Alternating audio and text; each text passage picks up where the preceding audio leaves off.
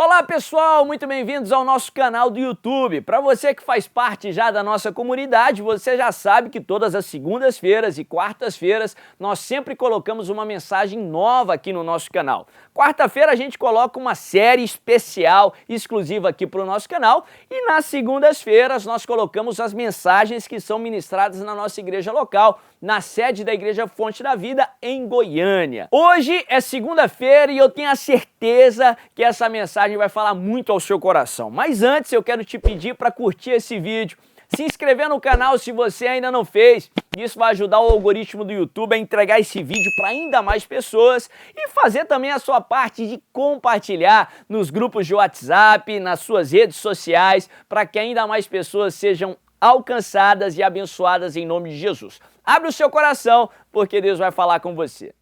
Marcos 2, verso 1, a Bíblia diz assim: poucos dias depois, tendo Jesus entrado novamente em Cafarnaum, o povo ouviu falar que ele estava em casa. Então, muita gente se reuniu ali, de forma que não havia lugar nem junto à porta, e ele lhes pregava a palavra. Vieram alguns homens trazendo-lhe um paralítico, carregado por 4 deles. Não podendo levá-lo até Jesus por causa da multidão, removeram parte da cobertura do lugar onde Jesus estava, e pela abertura no teto, baixaram a maca em que estava deitado o paralítico. Vendo a fé que eles tinham, Jesus disse ao paralítico: filho, os seus pecados estão perdoados. Estavam sentados ali alguns mestres da lei, raciocinando em seu íntimo: por que esse homem fala assim? Está blasfemando. Quem pode perdoar pecados a não ser somente Deus? Jesus percebeu logo em seu espírito que era isso que eles estavam pensando e lhes disse: por que vocês estão remoendo essas coisas em seu coração? Que é mais fácil, dizer ao paralítico: os seus pecados estão perdoados, ou levante-se, pega a sua maca e ande? Mas para que vocês saibam que o Filho do Homem tem na terra autoridade para perdoar pecados, disse ao paralítico: eu digo a você, levante-se, pegue a sua maca e vá para casa. Ele se levantou, pegou a maca e saiu à vista de todos, que atônitos glorificaram a Deus, dizendo: nunca vimos nada igual. Aleluia. É isso que eu quero profetizar quando Deus respondeu o seu clamor, quando Ele atender esse pedido. Você vai dizer, as pessoas que olharem a resposta à sua volta, eles vão olhar para você e vão dizer: nunca vimos nada igual. Deus vai fazer o inédito na tua vida. Deus vai fazer aquilo que ainda não foi feito, em nome de Jesus. Quem recebe, diga aleluia. Quem recebe, diga eu creio. Que história tremenda, que história maravilhosa. Cada história que é colocada nos evangelhos não foram colocadas em vão, não foram colocadas ao acaso, muito pelo contrário. Cada milagre que Jesus fez, que de acordo com a soberania de Deus foi colocado ali nesses 4 evangelhos, que são um banquete celestial, ele nos ensina, ou elas, as histórias nos ensinam muito sobre a vida cristã, sobre a identidade de Deus, sobre a natureza de Deus e o propósito do Senhor para as nossas vidas. Essa história aqui que aconteceu em Cafarnaum, muito tem a nos ensinar. Ela é relatada nos 3 evangelhos, que são considerados evangelhos sinóticos, similares, que são os evangelhos de Mateus, Marcos e Lucas. E em cada relato, parece que a Bíblia traz um aspecto diferente, traz uma novidade que enriquece ainda mais a nossa fé. A Bíblia fala que Jesus, ele passou boa parte do tempo que ele esteve ali na região da Galileia, nesse vilarejo chamado Cafarnaum, uma cidade na qual muitos dos seus discípulos por muito tempo moravam, como a família de Pedro por muito tempo morou. E a Bíblia fala que quando Jesus ele estava ali, aonde ele estava, milagres aconteciam. No relato de Lucas, a Bíblia fala que ele ali em Cafarnaum, ele estava curando os enfermos. Porque aonde a presença dele está, a Bíblia nos ensina que milagres acontecem. A Bíblia nos ensina que aonde a presença de Deus está, a realidade do reino de Deus ela está. E a realidade do reino de Deus, o reino de Deus, não divide espaço com nenhum outro tipo de reino. Quando o reino de Deus é chegado, o reino vigente tem que bater em retirada. Em outras palavras, quando o reino de Deus ele vem até nós, o reino das trevas tem que bater em retirada. Quando a presença de Deus vem sobre a sua vida, os demônios têm que bater em retirada em nome de Jesus. E a Bíblia fala que Jesus, ali naquela casa, ele estava fazendo aquilo que ele fazia onde ele ia. Estava fazendo milagres acontecerem. Interessante que nesse conhecimento que começa a história de milagres. O milagre só aconteceu naquela casa para aquele paralítico que foi carregado ali por seus amigos. Os milagres só estavam acontecendo naquela casa porque Jesus estava ali. O milagre aconteceu, ou começou a acontecer, quando Jesus entrou naquele ambiente. Da mesma forma, você que quer viver os milagres do Senhor na sua vida, você tem que chamar Jesus para a sua vida. Você que quer os milagres do Senhor na sua casa, você precisa chamar Jesus para a sua casa. Lá no livro de João, no capítulo 2, a Bíblia mostra o João, que não é considerado um evangelho sinótico, é mais diferente de todos os evangelhos. Ele relata um milagre que é exclusivo do evangelho de João, que é o milagre que nós conhecemos da água que foi transformada em vinho. João, o evangelista João, ele coloca que esse foi o primeiro milagre de Jesus. A Bíblia fala que Jesus ali em Caná da Galileia, que era uma cidade ali mais na alta Galileia, ele vai a uma festa de casamento, e a festa não tinha sido muito bem planejada, e por causa disso, no meio da festa, faltou vinho. Só que João, ele coloca um detalhe, que o ministério de Jesus ainda não tinha começado.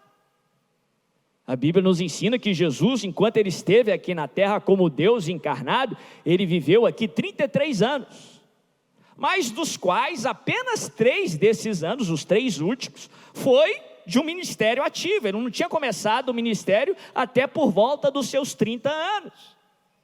E a Bíblia fala que antes desse período programado para que o seu ministério começasse, ele vai naquela festa em Caná da Galileia e ele salva aquela festa que foi mal planejada. A Bíblia fala que ele faz o inusitado, o inédito, a ponto que depois daquela festa, as pessoas que presenciaram o milagre, eles também disseram: nunca vimos nada igual.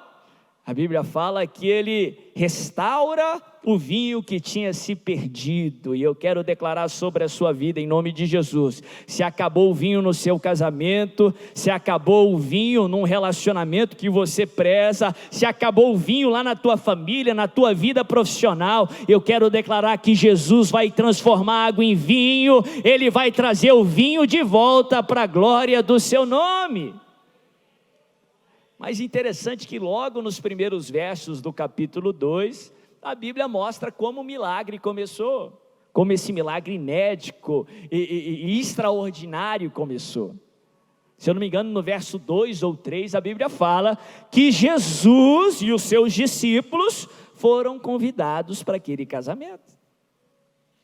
O milagre, ele começa quando Jesus ele é convidado para aquele casamento. É importante enfatizar isso, porque biblicamente, o nosso Deus, apesar de ser o Todo-Poderoso, ele é um Deus gentil. Ele é um Deus que jamais vai ser intruso num casamento. Ele jamais vai ser intruso numa circunstância. Ele te ama tanto, E ele é tão sério sobre o seu propósito, que ele jamais vai interferir num presente que ele te deu, que nós chamamos de livre-arbítrio. Ele jamais vai interferir nas suas decisões. Ele te ama, ele vai te ensinar, ele vai te constranger, ele vai te guiar, mas se você disser não, ele vai respeitar a sua decisão. Por mais que ele se entristeça com isso. Se você quiser ir para o inferno, ele vai respeitar a sua decisão. E tem muitas razões para o qual a Bíblia nos ensina sobre isso, para o qual Deus nos dá liberdade de escolha, mas uma das razões mais simples e fáceis de entender, nesse pouco tempo que a gente tem para ministrar, é que Deus nos deu livre-arbítrio, o poder de decisão, porque Deus nos criou para sermos filhos de Deus. E no contexto bíblico, você vai saber que a diferença do filho para o escravo é que o escravo não tem escolha. E Deus não te criou para ser escravo, pelo contrário, Deus te criou para ser um filho e um filho amado, de tal modo que quem o filho liberta, esse verdadeiramente é livre. Deus respeita a sua decisão, Deus respeita o seu livre-arbítrio, por isso ele não vai ser intruso num casamento, ele não vai ser intruso numa família, ele não vai ser intruso numa causa. Se você quer a intervenção de Deus na sua família, na sua casa, numa causa, você tem que convidar Jesus para o seu casamento, para a sua família, para uma circunstância, para uma causa. O milagre começa quando Jesus é chamado para aquela casa lá em Cafarnaum. O milagre começou lá em Caná da Galileia, quando Jesus foi chamado para aquela festa de casamento.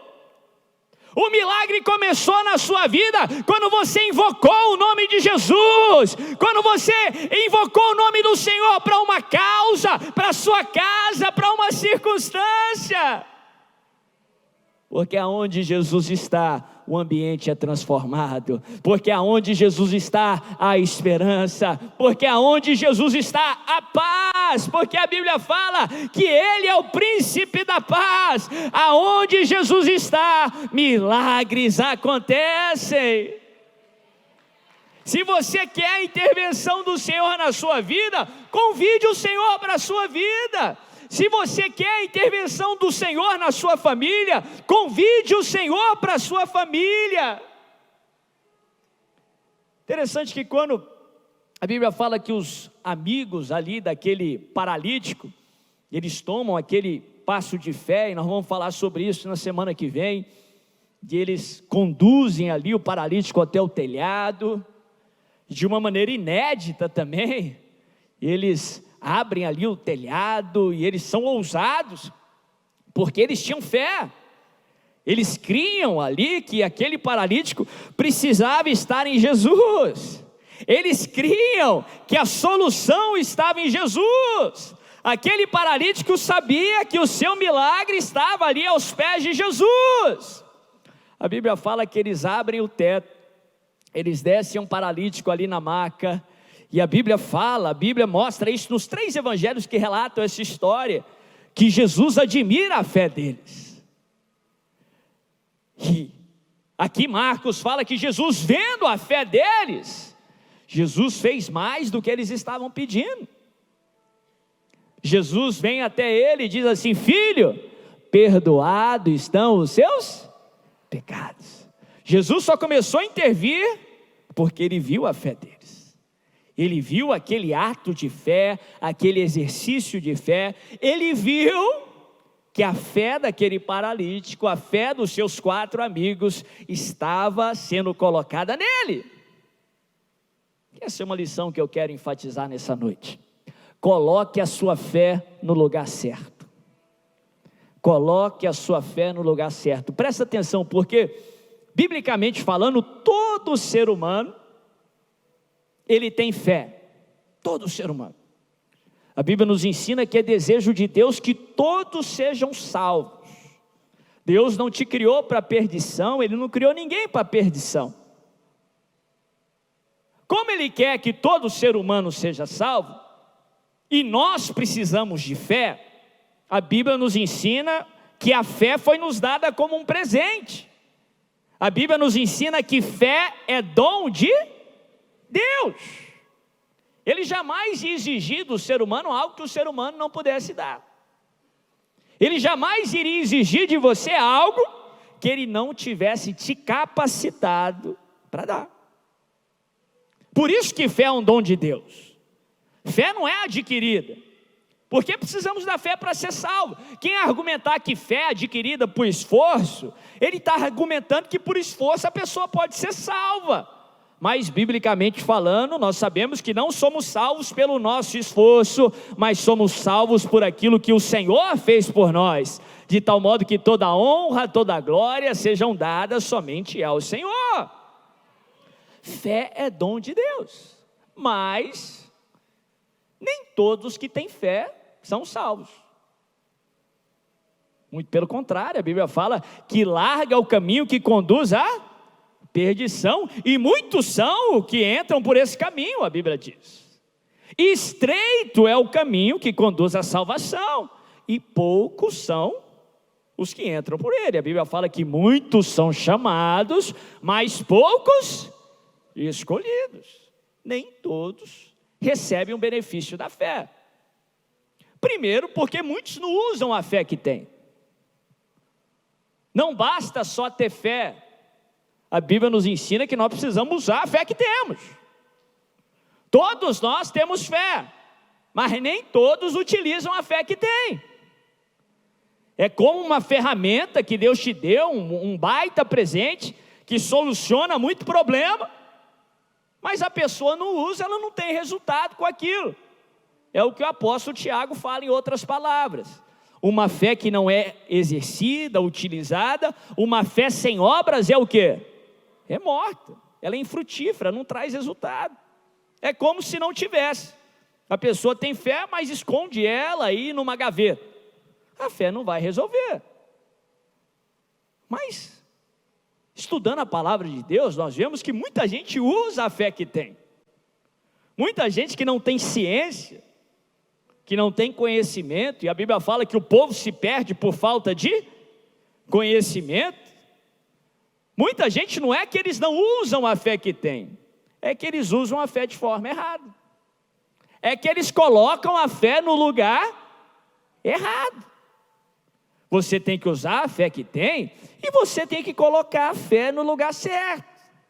Você tem que colocar a fé no Senhor. Você tem que depositar a sua fé em Deus. Tem muita gente que coloca a fé em si mesmo.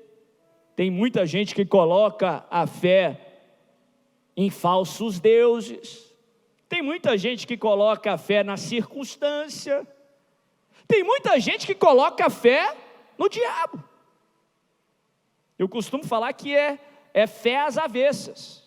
É uma fé negativa. Engraçado que Jesus, por algumas vezes, ele ensina, ele falou assim, seja feito conforme a sua fé. Quem coloca a fé no lugar errado, acaba tendo resultados errados. A Bíblia nos dá um exemplo muito interessante, que nos explica muito o que eu quero compartilhar nessa noite. Está lá em Números, no capítulo 13 e 14. A palavra de Deus conta a história que antes de entrar na terra prometida, aliás, muito tempo lá, quando eles saem do Egito, antes mesmo deles passarem um tempo no deserto, a Bíblia fala que Deus instrui a Moisés para que ele escolhesse 12 líderes, um líder de cada tribo em Israel, que seriam espias ou espiãos ali na terra da promessa, na terra prometida. E eles teriam a oportunidade de passar 40 dias ali na terra que Deus tinha prometido para Israel. Eles teriam a obrigação de percorrê-la de norte a sul, de leste a oeste, conhecendo todas as características, e era algo estratégico também, para que eles pudessem ver e reconhecer os inimigos que estavam habitando ali, e depois trazer um relatório para o povo. A Bíblia fala que os 12 espias eles vão, e depois de 40 dias eles voltam. A Bíblia mostra ali no texto que todos voltaram com fé, só que apenas 2 voltaram com fé no lugar certo. A grande maioria, 10 dos 12 espias, voltaram com fé, mas com fé às avessas. Voltaram com fé no lugar errado. Se você se lembra no texto, a Bíblia fala que eles chegam e eles começam a falar, todos, os 12, a terra realmente é boa, é tudo o que Deus prometeu, mana, leite e mel. Lá tem muitos frutos e a possibilidade de gerar frutos é muito grande.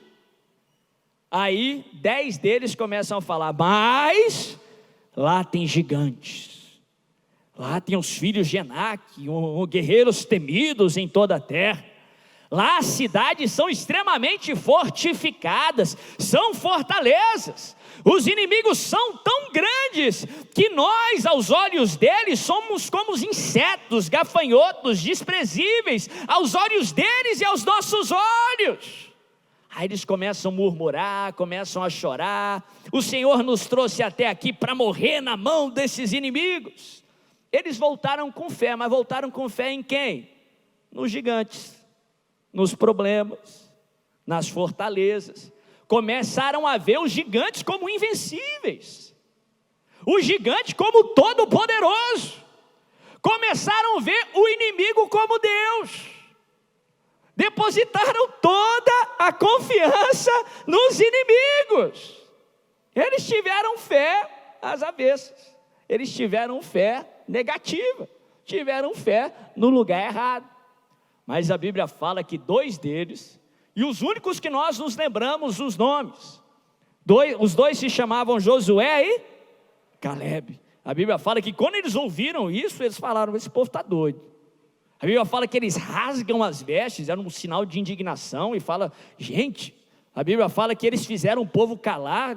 Em outras palavras, vocês perderam a cabeça. Se o Senhor se agradar de nós, aqueles gigantes serão como pão que nós facilmente os devoraremos. Subamos e possuamos a terra, é certo que nós venceremos, porque eles colocaram a fé aonde? Em Deus.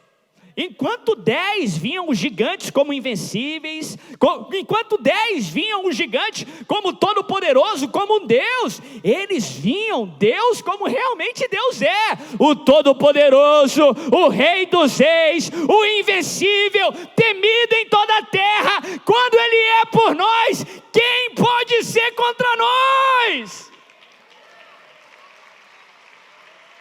Eles colocaram a fé no lugar certo. Para de colocar a sua fé no inimigo. Para de colocar a sua fé na doença. Para de colocar a sua fé nas pessoas. Coloca a sua fé no Todo-Poderoso, no Rei dos Reis, no Senhor dos Senhores. Coloque a sua fé no lugar certo, porque sempre é feito conforme a sua fé. A Bíblia fala que os 10... eles passaram aquele relatório e a grande maioria da população absorveu aquele relatório e começou a acreditar neles. Porque quando uma pessoa tem fé, a Bíblia fala que ela fala dessa fé. A boca fala daquilo que está cheio o coração. E incredulidade, fé negativa, ela é como que fosse algo infeccioso, é transmissível. Por isso que se tem alguém aí incrédulo, ore por ele, mas se afaste dele. Se tem alguém aí que tem problema de fé, meu irmão, não dê ouvidos a ele, não dê ouvidos a ela. Porque a incredulidade alheia, a Bíblia fala que as más conversações corrompem os bons. Isso vai minar a sua fé. A Bíblia fala que aqueles 10 e toda a multidão que acreditou neles, eles morreram sem nem entrar na terra. Eles nem foram lá lutar, eles morreram no deserto. Eles ficaram 40 anos no deserto e uma geração inteira morreu. Daqueles 10, os únicos que sobraram foram Josué e Calebe. Não só eles, mas também suas famílias. A Bíblia fala que Josué e Calebe entraram na terra, venceram os gigantes. E a Bíblia fala que não só eles, também suas famílias. Coloca a sua fé no lugar certo, porque você vai entrar na terra e não vai entrar sozinho. Sua família vai entrar com você, seus filhos vão entrar com você. Seus filhos serão homens e mulheres de fé, que colocam a sua fé no Todo-Poderoso, no Deus de Israel, e por isso tem os resultados de Deus nas suas vidas.